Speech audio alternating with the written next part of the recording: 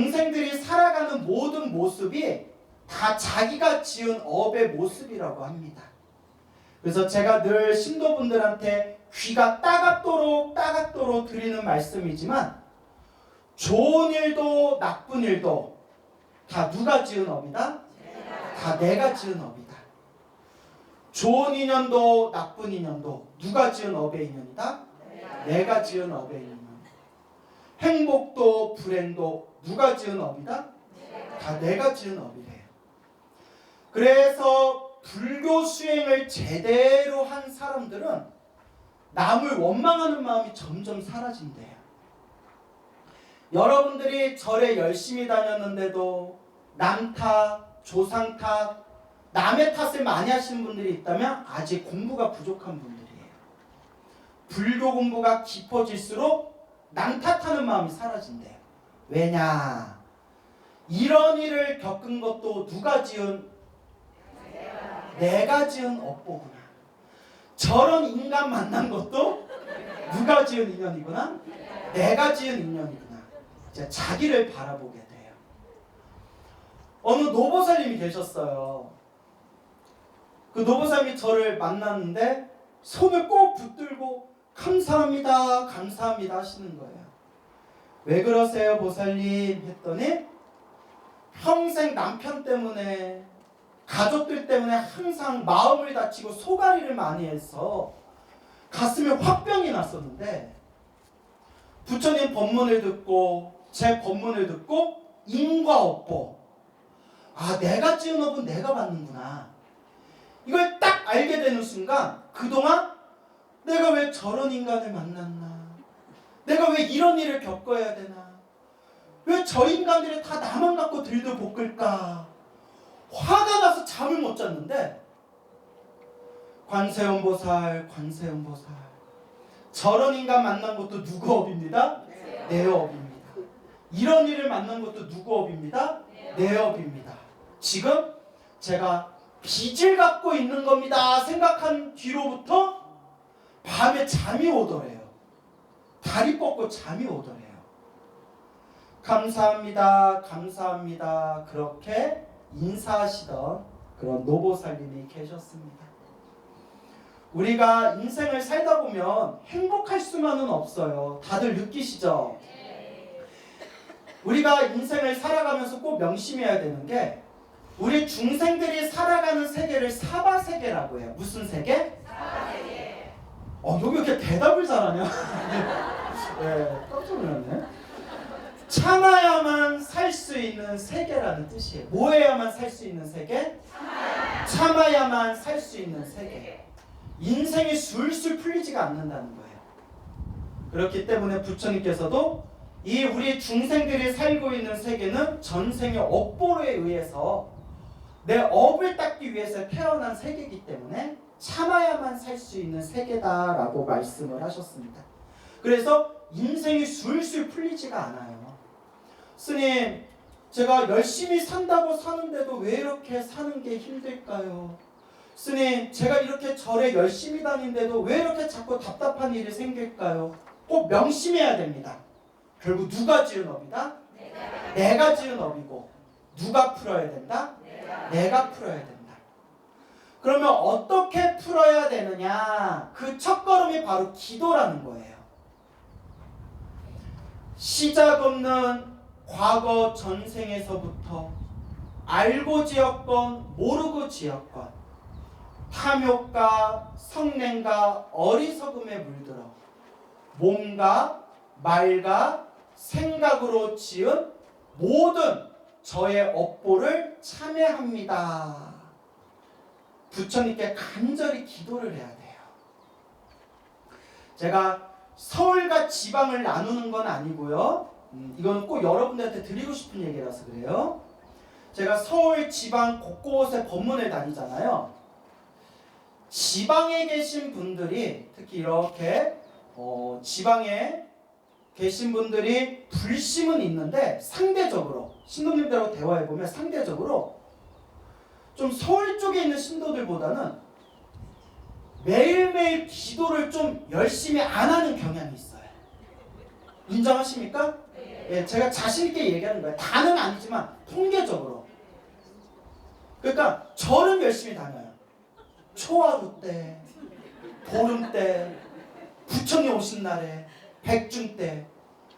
그나마 그렇게 절에 왔어도 부처님께 간절히 기도하면서 내 업을 녹이고 공덕을 닦아야 되는데 그냥 가만히 앉아있다가 딱 축원문 읽을 때 내 이름 나오나 안 나오나, 내 자식 이름 나오나 안 나오나, 그것만 귀 기울이고 있어요. 예, 동감하시죠?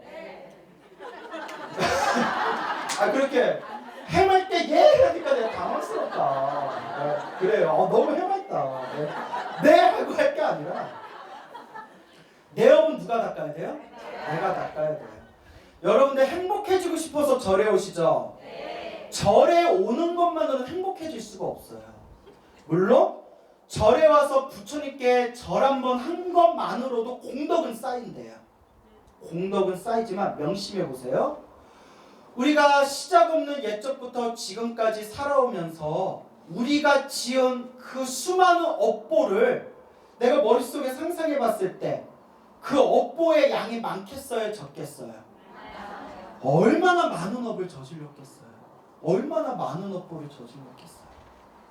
그 숱한 업보가 있는데 초하루 때 절에 한번 와서 축원 한번 올리고 부처개철 몇 번 하고 그리고 절에서 주는 밥 먹고 죗밥 먹었으니까 이번 한 달은 잘 넘어가겠지.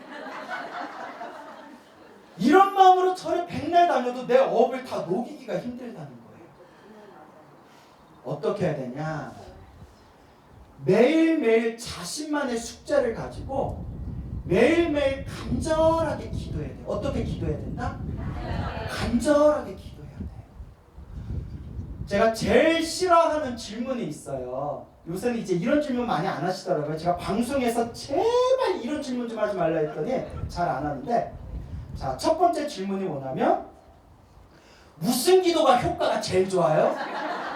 내가 미쳐버릴 것 같아요. 말을 해줘도 또 물어보고 말을 해줘도 또 물어봐요. 스님, 무슨 기도가 제일 효과가 좋아요? 예, 부처님을 향한 모든 기도는 하나로 통합니다. 천수경을 하시든 관세음보살을 부르시든 지장보살을 부르시든 금강경, 법화경 기도를 하든 하나라도 열심히 하면 됩니다. 아우, 예 스님, 예 스님. 근데 스님, 아들이 잘 되려면 무슨 기도해야 돼요? 화내지 말자. 이 정도 갖고 화내면 광우 아니야. 광우 이러면 안 돼. 보살님 말씀드렸잖아요. 부처님을 향한 모든 기도는 하나로 통해요. 그러니까 어떤 기도를 하든 부처님을 위해서 간절하게 기도하면서 아들을 위해서 축원해주면 결국 기도는 하나로 통해요. 아이고 스님, 아유 알겠습니다. 아유 알겠습니다. 스님, 예. 근데 스님, 이제 칠석이 코앞인데 무슨 기도해야 돼요? 그냥 아무거나 하세요. 부처님을 향한 모든 기도는 하나로 통해요. 예 알겠습니다 스님. 예. 그럼 스님, 우리 신도들이 헷갈리니까 하나만 딱 숙제를 내주세요. 보살님, 무슨 연불 제일 좋아하세요? 저는 관세음보살 좋아요.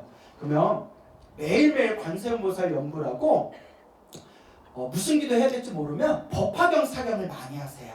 법화경을 대승경전의 왕이라고 하니까 매일매일 법화경 사경하시고 매일매일 관세음보살 연불하세요. 아이고 알겠습니다. 아이고 알겠습니다 하고 며칠 후에 만났어요. 보살님, 법화경 기도 열심히 하세요? 아니요, 저 10년 전부터 안 했는데. 아니 왜요? 그게 좋아서요. 그걸 왜 물어보냐고. 실화다 아니다. 여러 번 겪은 거예요. 봐요, 이 중에서도 이제 법회 다 끝났는데 스님 법문 듣고 마음이 와닿습니다. 근데 스님, 제가 무슨 기도 해야 될까요? 그런 경우가 많아요. 자, 부처님을 향한 모든 기도는 어떻다? 하나로 통합니다. 관세음보살을 불러도 되고 지장보살 불러도 돼요. 다만 매일매일 자신만의 숙제 삼아서 매일매일 꾸준히 해라. 그래서 어떤 기도를 하든 자신만의 기도를 하되, 어떤 젊은 불자가 있었어요. 스님, 저 관세음보살 기도하려는데 집중이 너무 안 돼요. 너무 안 돼요. 그래서 제가 늘 드리는 이야기가 있습니다. 따라해 보세요. 기도는 습관이다. 기도는 습관입니다, 여러분. 제가 뭐라 그러냐면 더 하려고도 하지 말고 딱 앉아도 되고 서 있어도 된다. 여러분 서서 기도해도 돼요. 졸리면 서서 하든 앉아서 하든 법당에서 하든 집에서 하든 무조건 매일 욕심 부리지 말고 더 하려 하지 말고 딱 관세음보살 108번만 불러라. 몇 번? 108번. 5분 10분뿐이 안 걸려요. 천천히 부르면 10분. 관세음보살 하면 5분 만에 불러요. 그거 갖고 될까요? 한번 해보시라고. 그냥 더 안 하고 무조건 그냥 108번만 불렀대요. 하고 자꾸 하다 보니까 안 하면 자꾸 찜찜해지더래요. 맞아요? 영탑사 리액션 좋다. 영탑사 신도분들 아니에요? 아니에요? 맞아요? 그래 알겠어요. 대답을 너무 잘하시네. 매일매일 108번 하다 보니까 점점 몇 번을 하게 돼요? 200번. 너무 올라가지 말고 갑자기 1000몇 번 이러지 말고 200번을 부르게 되더래요. 300번, 500번, 매일매일 1080번을 부르더래요. 108연주 이렇게 10번 불리면 1080번이에요. 30분뿐이 안 걸리더래요. 그 젊은 불자가 저한테 하는 얘기가 이제는 기도는 습관이라고 했죠. 주말에 한가한 휴일에 평소에는 집에서 기도하다가 한가한 일주일에 한 번씩 휴일날 법당에 딱 와서 딱 앉아가지고 앉은 자리에서 10,000번을 부른대요. 몸에 힘이, 연불의 힘이 딱 붙은 거예요. 그런데 기도를 열심히 하는 사람들 공통점이 생깁니다. 얼굴이 맑아져요. 얼굴이 맑아져요. 제가 수도 없이 경험했어요.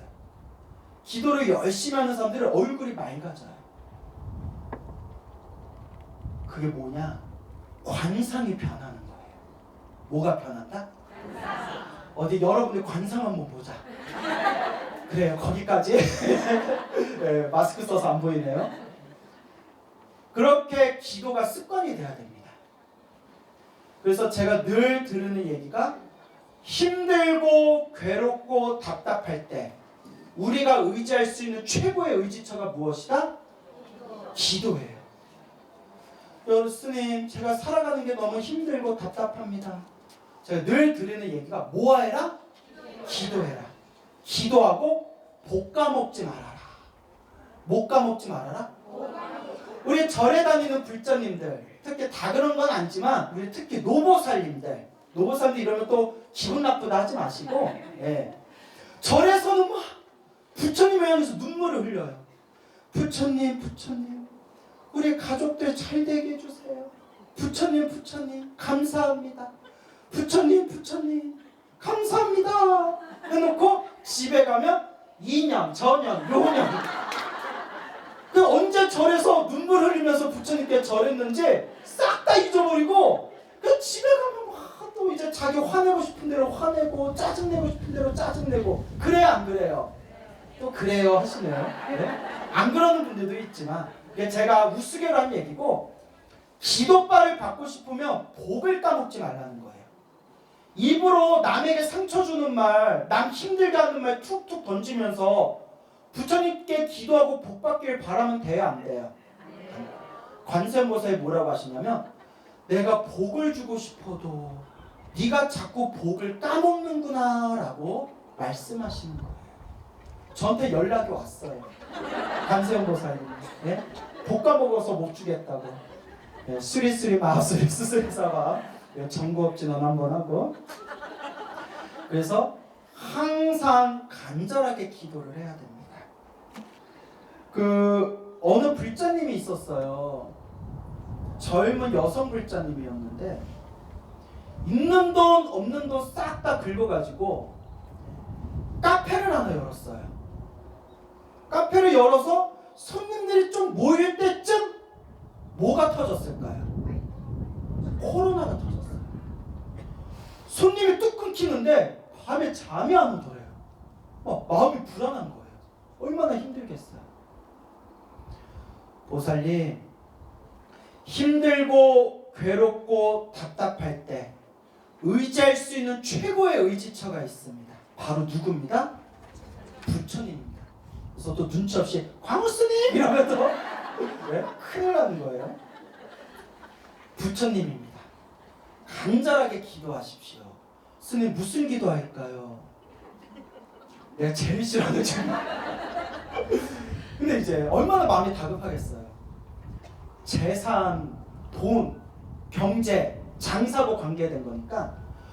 여러분 관세음보살 42수주 있죠? 거기에 여의수주 진원이 있어요. 여의주수 진원. 그게 재물을 불러일으키는 진원이에요. 인터넷 치면 다 나와요. 관세음보살 42수주 첫 번째예요. 그걸 제가 외웠는데 금방 잊어먹었어요. 전 돈에 집착을 안 하니까. 수리수리 막 수리수리사 막. 그 보살님한테 그걸 가르쳐주면서 이거 5,000번 읽고 매일매일 5,000번 외우고, 여러분 이렇게 딱딱 누를 때마다 번호 올라가는, 숫자 올라가는 개수기 있죠. 그러면 장사하면서는 염주 굴릴 수 없잖아요. 개수기 하나 딱 품에다 주머니에다 놓고 여의수주진어 5,000번 그리고 관세음보살 연보 5,000번을 매일 해라 했어요. 간절하게 해야 된다. 눈물이 쏟아지듯이 간절하게 해야 된다. 사람이 다급할 때 기도가 잘 돼요. 얼마나 간절했겠어요. 매일매일 아무리 몸이 힘들어도 매일매일 했대요. 매일매일 간절했는데 얼마 후에 꿈을 꿨대요. 그 보살님이 이렇게 자고 있는데 이렇게 막 춥더래요. 가진 게 없으니까 춥지. 춥더래요. 그때 몸이 엄청 크신 노스님이 딱 당신 방에 들어오시더래요. 어머 스님 이러시면 안 돼요. 여자 있는 방에 왜 들어와? 어머 스님 왜 이러세요? 스님이 싹 들어오시더니 저한테 집중해 주신 얘기예요. 이불 있죠? 이불을 쫙 꺼내가지고 누워있는 그 보살님 몸에다 이불을 딱 덮어주는데 온몸이 사르르 녹아서 내려갈 정도로 편안하더래요. 꿈속에서 이불을 큰 스님이 딱 덮어주는데 너무나 편안하더래요. 그런데 앞불싸 이불이 너무 낡아 있더래요. 그 얘기를 딱 저한테 해줄 순간 보살님 앞으로 장사는 될 겁니다. 기도발을 받은 겁니다. 이렇게 보호해 주신다는 뜻입니다. 뭐 가진 게 없어서 추워하고 있는데 이불을 덮어줬잖아요. 그런데 여러분 눈치채셨죠? 보살님이 전생에 복이 부족하다. 그래서 무슨 이불을 받았다? 낡은 이불을 받아서 장사는 되겠지만 힘들 거다. 힘들게 장사할 거다. 조금 더 복이 많았으면 금빛 이불을 받았으면 뭐 건물 하나 세웠겠죠? 예, 알겠습니다. 예수님. 자, 지금부터 더 열심히 기도하십시오 했는데 결론이 그 보살님이 그 꾼 뒤로 얼마 후부터 손님들이 밀려들기 시작하더래요. 손님들이 막 밀려들기 시작해요. 막 즐거운 비명을 지르기 시작한 거예요. 근데 아니나 다를까 이불이 어땠어요? 버는 족족 줄줄 새더래요. 돈이. 그러면서 하는 얘기가 스님 이왕 부처님이 도와주시는 거 조금만 더 도와줘. 조금만 더 도와주시면 목구멍이 트일 것 같은데 애누리 없이 딱 먹고 살 만큼만 도와주시고 자꾸 돈이 샌다는 거예요. 이것도 누가 지은 업이다? 내가 지은 업이다. 그래서 먹고 살면 되지 뭐 욕심이 많냐. 보살님 도통하셨다 그래요. 자, 맞아요. 먹고 살 정도 되면 되는데 사람 욕심이 그렇지 않잖아요. 더 열심히 기도해라. 더 열심히 기도해라 라는 말씀을 드렸습니다.